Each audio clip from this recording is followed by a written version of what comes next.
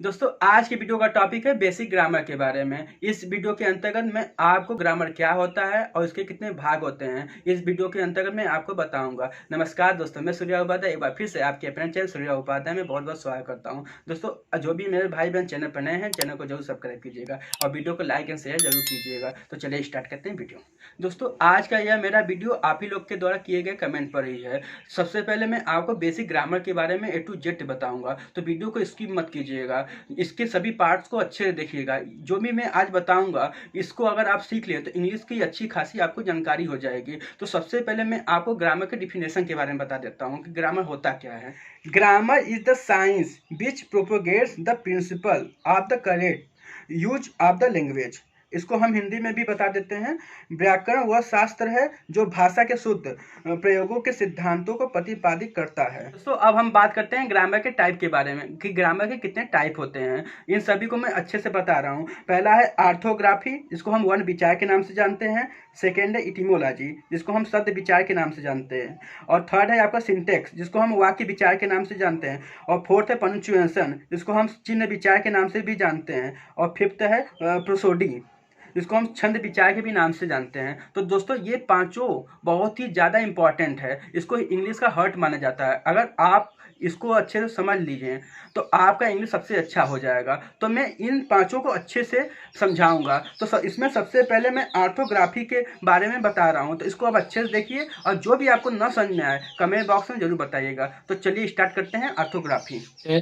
Orthography is a conventional spelling system of alphabet of English language, यानी कि अंग्रेजी वर्णमाला के पारंपरिक ज्ञान या उच्चारण को ऑर्थोग्राफी यानी कि वर्ण विचार कहते हैं। ऑर्थोग्राफी को मुख्य रूप से दो भागों में बांटा जाता है, एक वॉवेल और कॉन्सोनेंट।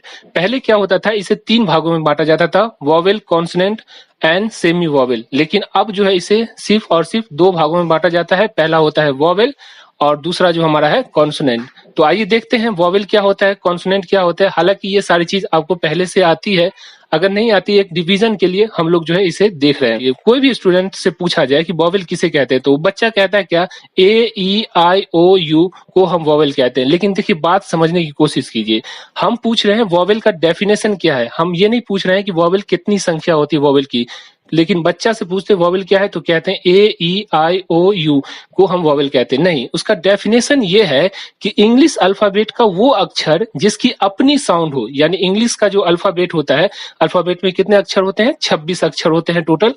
तो इंग्लिश अल्फाबेट का वो अक्षर जिसकी अपनी साउंड हो, यानी उसका अपना साउंड हो, उसे वॉवेल कहते हैं। ऐसे अक्षर की संख्या जो है 5 है। ऐसे अक्षरों की संख्या कितनी है, 5 है, जो कि A-E-I-O-U जो है ये 5 संख्या है ऐसे अक्षरों की। इस अक्षर की सबसे विशेषता क्या होती है मालूम है, इस अक्षर के साउंड को अगर हम तोड़ने की कोशिश करेंगे तो वो नहीं टूटता है। जैसे ए को तोड़िए, जब ए को तोड़िएगा तो ए प्लस ए प्लस ए, ई को तोड़िएगा तो ई प्लस ई, आई को तोड़िएगा आई प्लस आई, ओ को तोड़िए ओ प्लस ओ। जितना तोड़ते जाएगा उतना ओ इसमें इजाफा होता जाएगा, यानी इसमें बढ़ोतरी होती जाएगी। जैसे यू को तोड़िए, यू को जब तोड़िएगा तो इसका भी क्या होगा, यू प्लस यू। तो इसकी जो साउंड होती है एक ही साउंड से मिलकर बनता है, इसके अंदर कोई दूसरा साउंड आता ही नहीं है, इसीलिए इसे जो है वॉवेल कहते हैं। आगे चलते हैं कॉन्सोनेंट। जब कॉन्सोनेंट पढ़ लीजिएगा तो आपको वॉवेल और कॉन्सोनेंट दोनों में अंतर पता चल जाएगी। ये रहा आपका कॉन्सोनेंट, ठीक है। इंग्लिश अल्फाबेट का वो अक्षर जो अपनी साउंड, यानी उसका अपना साउंड तो होता ही है, प्लस कोई वॉवेल है ना, यानी अपना भी साउंड होता है उसके अंदर और वॉवेल का भी साउंड होता है।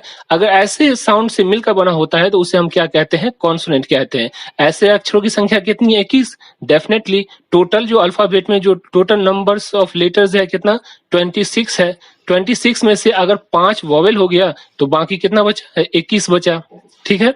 आगे बढ़ते हैं। अगर हम ऐसे अक्षरों के साउंड को तोड़ने की कोशिश करते हैं, यानी कि कॉन्सोनेंट के अगर साउंड को तोड़ने की कोशिश करेंगे तो हमें पता चलेगा, यानी हमें ये मालूम होगा कि इस अक्षर के जो साउंड है, यानी इस अक्षर के जो साउंड है उसमें उस अक्षर का अपना साउंड, उस अक्षर का, यानी कि जैसे बी है तो बी का अपना साउंड, बी का अपना साउंड अब प्लस कोई अन्य वॉवेल का साउंड भी मिला होता है, जैसे बी प्लस ई, बी। देखिए यहाँ पे बी का अपना भी साउंड हुआ, अब प्लस ये वॉवेल होता है, A-E-I-O-U क्या है हमारा, वॉवेल है। तो ये जो ई है वो साउंड किसी वॉवेल का मिला होता है। तो कॉन्सोनेंट में क्या होता है, कॉन्सोनेंट का अपना भी साउंड होता है प्लस कम से कम एक जो है किसी वॉवेल का साउंड उसमें मिला होता है। देखते हैं आगे चल के, जैसे आप देख लीजिए यहाँ पे ये पूरा लिखा हुआ है, बी का जो साउंड होता है अपना भी साउंड होता है प्लस एक वॉवेल ई का भी साउंड होता है। उसी तरह सी का देखिए, सी का अपना भी साउंड है और प्लस ई का भी साउंड है। डी में देखिए, डी का अपना भी साउंड है और प्लस जो है क्या है, इसमें एक जो है वॉवेल ई का साउंड है। एफ में देखिए, यहाँ पे सब में ई आ रहा था, यहाँ पे जो ए जो है एक वॉवेल है उसका साउंड है, प्लस जो है एफ का अपना साउंड है। उसी तरह अब चले जाइए, सारी चीज को देखते जाइए। अब यहाँ पर क्यू को देखिए, क्यू को अपना साउंड भी है और प्लस जो है किसी वॉवेल यानी यू का साउंड है। Q, Q plus you, Q, है ना। उसी तरह आप चले जाए डब्ल्यू में, डब्ल्यू में देखिए क्या होता है, डी का भी साउंड है, उसके बाद डब्ल्यू का भी साउंड है, दोनों साउंड है, डी का भी साउंड है, किसी अन्य कॉन्सोनेंट का साउंड है, प्लस क्या है यहाँ पे उसका डब्ल्यू का अपना साउंड है, अब प्लस जो है एक वॉवेल यू का साउंड है। उसी तरह एक्स में देखिए ए का साउंड है और एक्स का साउंड है इसके अंदर। वाई के अंदर तोड़िए, वाई ई आई, देखिए वाई का साउंड है अपना और एक जो वॉवेल का साउंड है और फिर एक आई यानी कि दो वॉवेल का साउंड यहाँ पे हो गया। तो इस तरह से आप समझ गए होंगे कि जो वॉवेल होता है उसका अपना साउंड होता है, उसके साउंड को अगर तोड़ा जाए तो क्या होगा, उसके साउंड को नहीं तोड़ सकते हैं, उसका साउंड एक ही रहता है, उसको तोड़ नहीं सकते हैं। और कॉन्सोनेंट के साउंड में क्या होता है, उसके साउंड को हम तोड़ सकते हैं और जब उसके साउंड को तोड़ेंगे तो उसमें क्या क्या मिलेगा, एक उसका अपना साउंड मिलेगा और एक जो है एक वॉवेल का साउंड मिलेगा। उसी तरह जैसे हिंदी के अंदर आप देख सकते हैं, सारे लैंग्वेज में जो वॉवेल होता है उसका साउंड अपना साउंड होता है, कॉन्सोनेंट का अपना साउंड नहीं होता, उसमें जो है एक वॉवेल मिला ही होता है। जैसे एग्जाम्पल के तौर पे हिंदी में देख लीजिए, अ से लेके अ तक जो है क्या है, ये जो है वॉवेल कहलाता है। क्या कहलाता है, VOWEL, वॉवेल, है ना, इसको स्वर्ण कहते हैं। ठीक है, अब इसको अ को तोड़िए, अ प्लस अ, आ को तोड़िए, आ प्लस आ, ई को तोड़िए हर्षी को, देखिए प्लस ई, ध्रुवी को तोड़िए। तो ये देखिए इसका जो साउंड आप देखते हैं तो ये सारा साउंड इसको टूटता ही नहीं है। लेकिन क को तोड़िए, देखिए क प्लस अ, क, है कि नहीं। तो इसी तरह से यानी कि अगर आप कोई आपसे पूछे कि वॉवेल और कॉन्सोनेंट किसे कहते हैं तो आप कहिएगा, जैसे हिंदी में पूछेगा तो हिंदी में कह सकते हैं। अगर इंग्लिश में कोई पूछे आपसे तो इंग्लिश में बोलिए कि इंग्लिश अल्फाबेट के वो लेटर्स जिसके अपने साउंड होते हैं उसे हम वॉवेल कहते हैं, इस यानी कि वॉवेल कहते हैं। और वॉवेल का जो है साउंड को तोड़ा नहीं जा सकता। लेकिन इंग्लिश अल्फाबेट का वो लेटर्स जिसका अपना साउंड नहीं हो, यानी अपना भी साउंड हो और प्लस किसी एक कम से कम जो है वॉवेल से मिलकर बना हो, तो उसे हम क्या कहते हैं, कॉन्सोनेंट कहते हैं। तो यही पढ़ाना था आपको, बस हो गया खत्म आपका ऑर्थोग्राफी।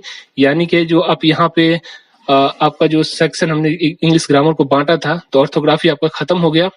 हमने कहा था आपको कि ये सिर्फ और सिर्फ एक लेक्चर में खत्म हो जाएगी, तो ये ऑर्थोग्राफी खत्म हो गया।